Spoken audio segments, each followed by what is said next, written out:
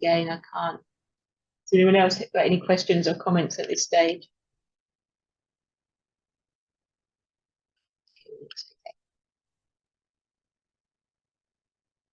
I'll carry on. Okay, we can continue. Sorry, Pak Katro, may I have some question? Sure, silakan Pak Abdul Rahim.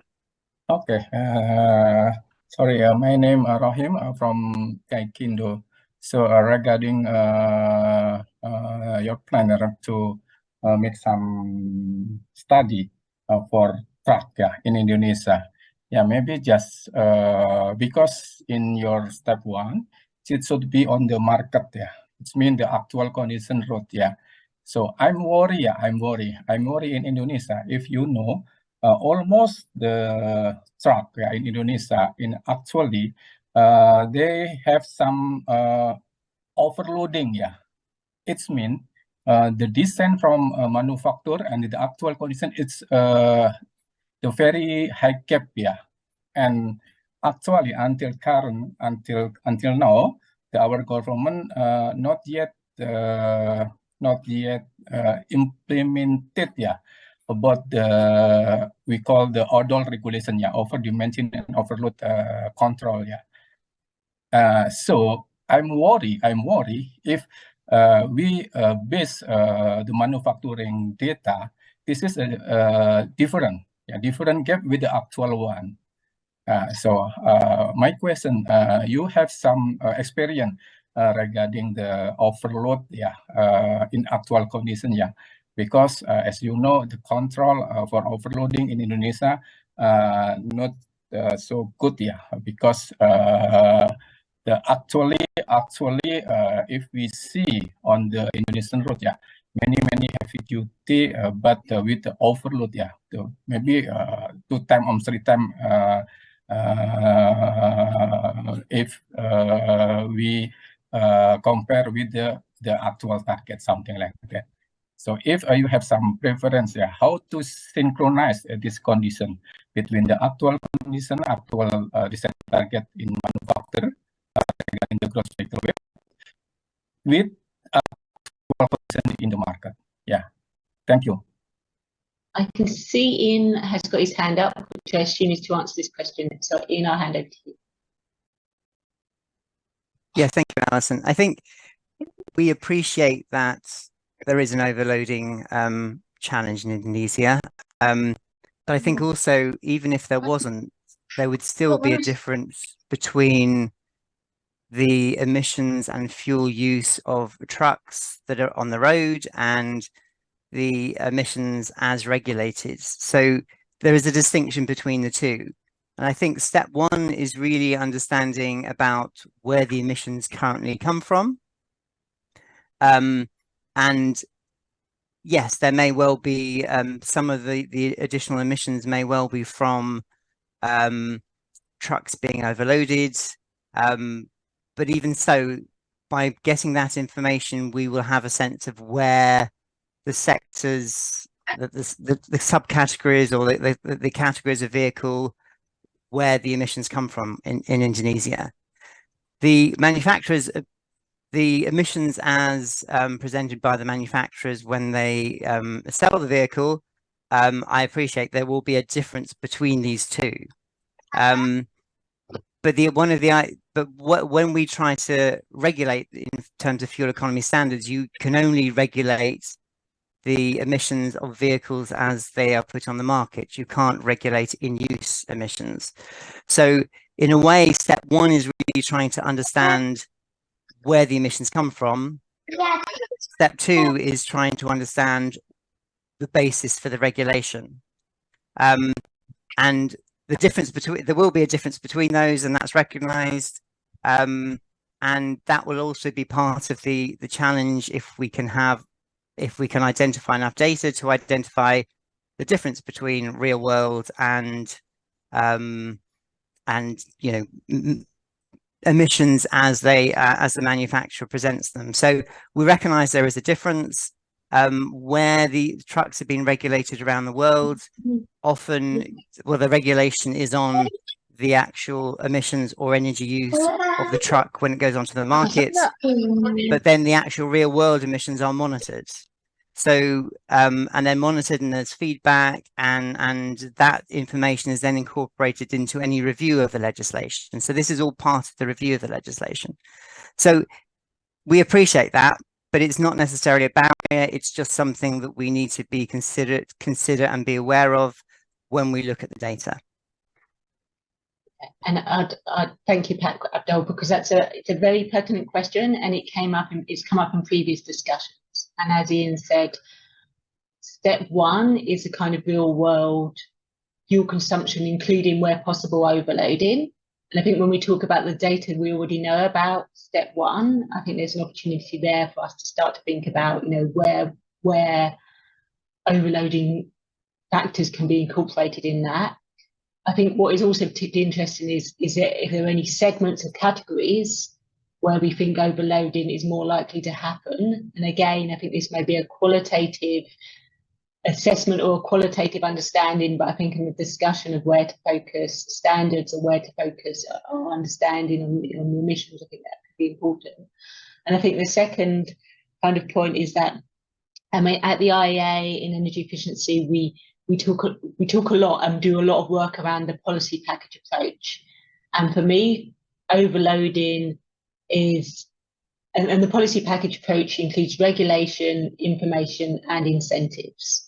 And so it's regulation would be things like fuel economy standards, incentives are things like fiscal measures, and information can be car labelling.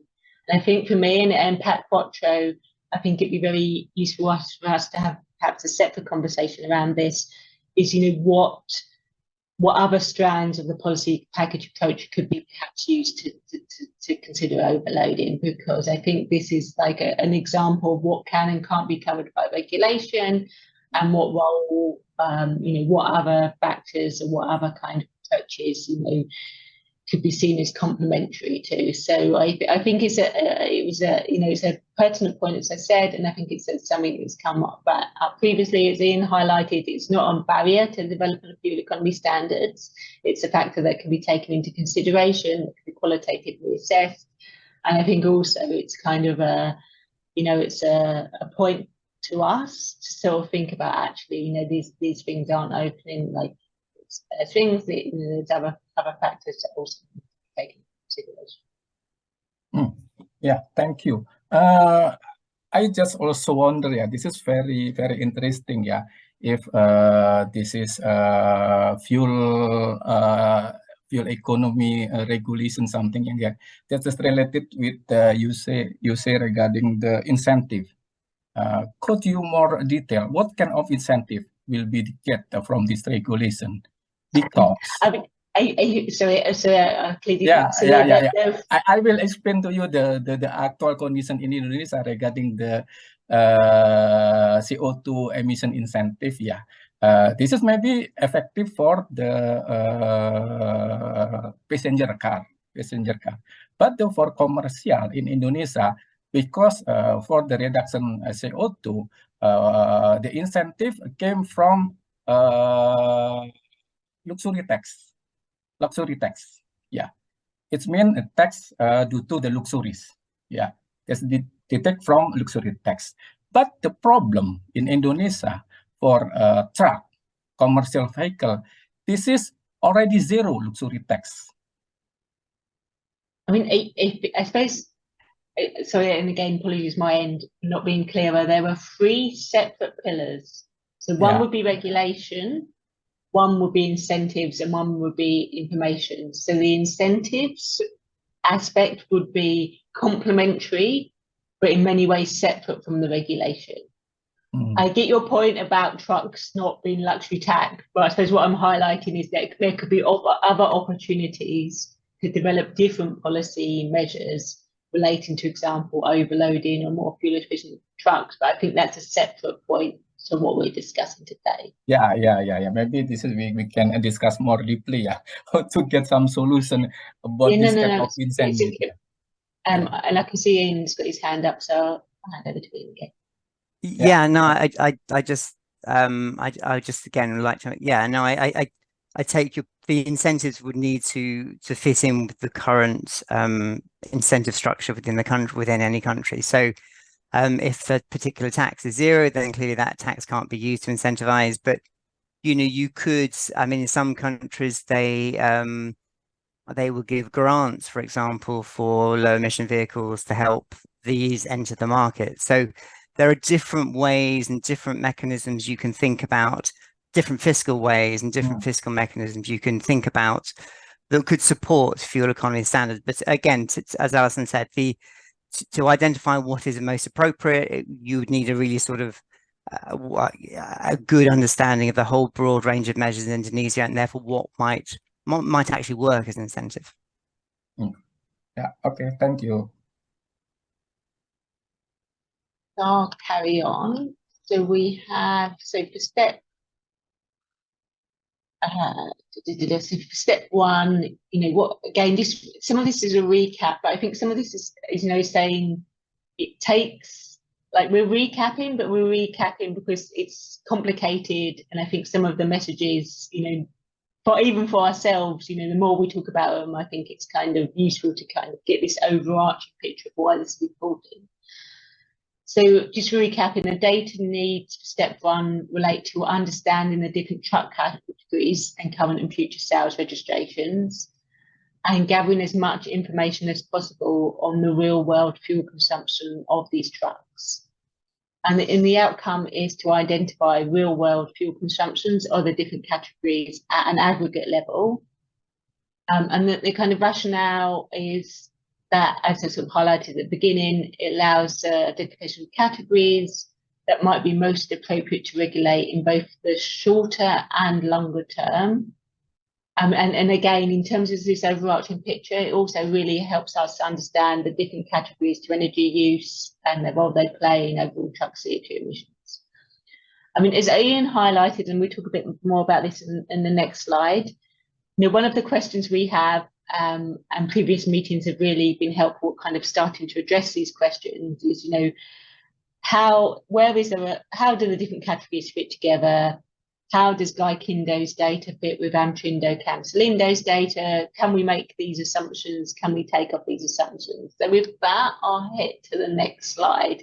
And that Camsolindo and Amtrindo people, please do come in at this point if we haven't captured anything, if we captured anything incorrectly. So our understanding is, for the data that Amtrindo and Camsolindo have, there's effectively a 5-category approach. Category 1 is pickup trucks. Category 2 is trucks between 5 to 10 tons. Category 3 is 10 to 36 tons. And Category 4 and Category 5 are kind of, I suppose, extra special trucks, which are basically have a gross vehicle weight which is above road capacity. And sorry, I should have flagged that the first 3 categories are all GVW as well. And these include construction vehicles and mining vehicles. So I don't know, I purposely put like a bullet point here for opportunity for feedback on the above. So if there's anything we haven't captured or anything, additional kind of insights to add, please do come in there. I would also say that our understanding from the previous conversation is that category 3 was the one where there was kind of a more dispersed type of vehicles used. So there's different engine types, different weights, different configurations. And we come back to category 3 in a bit with some more questions about whether or not, the subcategories can be used. But I will stop talking now and I will let other people come in with any questions or comments.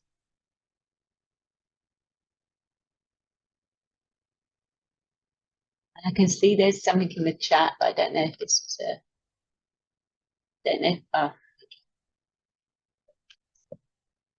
Ian, I don't know if you had any comments on this. No, I mean, you've no, not really. So we'll move on to the next one, which I think is maybe more questions back, especially to Gaikindo. And Gaikindo from Abdul, so please come in. Yeah.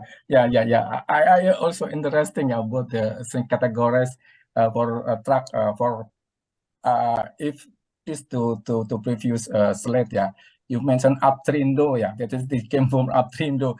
What the basic to categories, because in Indonesia, our government already make some categories for